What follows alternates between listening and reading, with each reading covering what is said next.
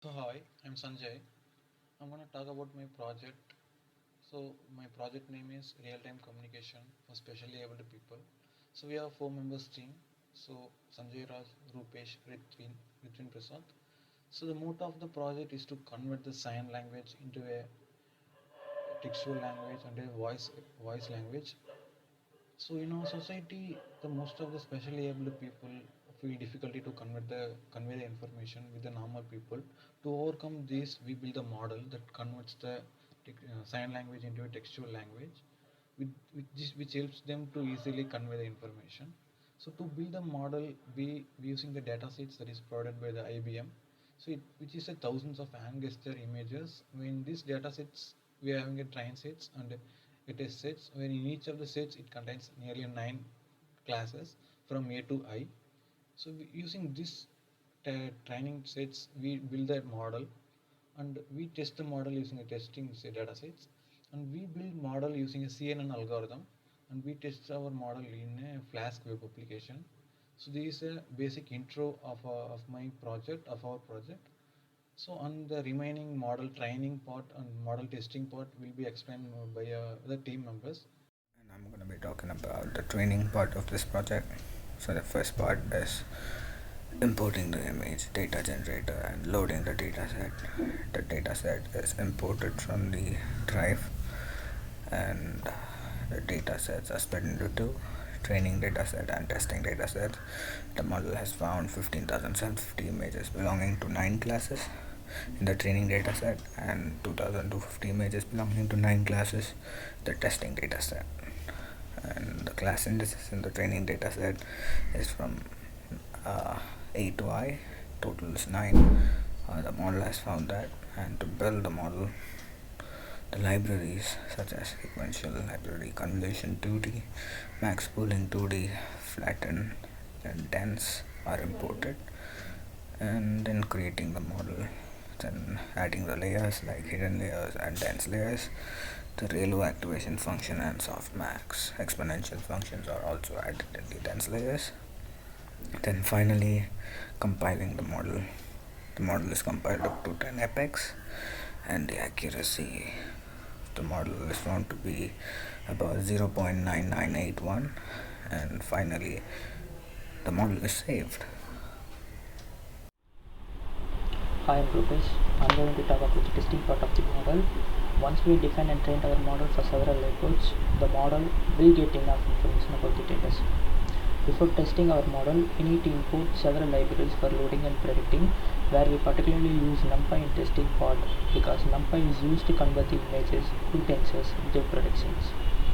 Also, load model is used to load a particular image for predictions, and we import resize from skim image to resize the images. We can see the predictions is quite approximate with the testing data. Apart from the testing data provided by the IBM, we can also use our own and gestures for predictions where we can see different approximations. Here you can see the two images are captured and loaded for testing.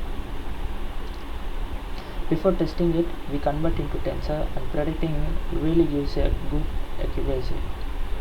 So that's all about testing, and thank you. I'm going to explain about the deployment part of our project. For deploying our project and in the web application, we are using a Flask web application. For deploying it, we developed a both ends, front end and back end. For front end, we are using an index.html file and style.css file. For back end, we are using an app.py and camera.py, both the files. So in camera.py, this module used to get the capture the video live video, and it converts it just passes the video to the app.py, where app.py makes the video into the frames and just predicts the video. And in camera.py, we are using an h5 file, so that's generated from an IBM cloud. In app.py, we are just converts the frames and it just passes the video feed for our prediction. So once we just run this app.py in our spider, so I'm using an anaconda for running this python file. So for running the python file, we are just running this code python 3 app.py. So once this get executed, it just pop-ups the window in the web application, web browser, where we can check for our live predictions. It takes time, so let's wait for a okay, just run. Now we are opening a web browser.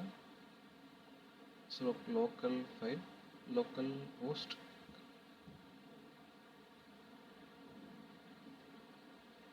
So initially the camera access is not provided. Once the HTML file and all the files are loaded, it just opens the camera and we start the predictions. So it's we can see the HTML and CSS framework here. It just gives a frame, and these are the data sets that we are predicting for. But we trained our model for A to I data sets. So initially it shows C. Initially let's try for C itself. Okay. So the prediction is quite okay. The prediction is good. It predicted C. Okay. Let's try for another. Let's try for I. I. Okay. So I is also okay. Good. Let's see for another language like E. Let's try for E. E is like okay. Let's try for E.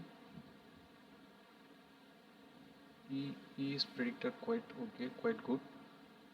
Okay, E is predicted. And let's try for another alphabet. Like let's go for A.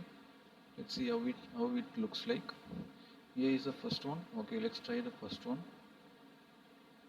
So A is quite good. Okay, the accuracy rate is quite good.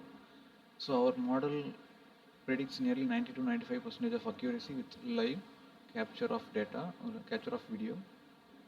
So that's all about our data modeling and testing. So it keeps on running all the frames. So to edit, to stop this work, let's simply type Control C. So that's it about the testing part of the project. So thank you.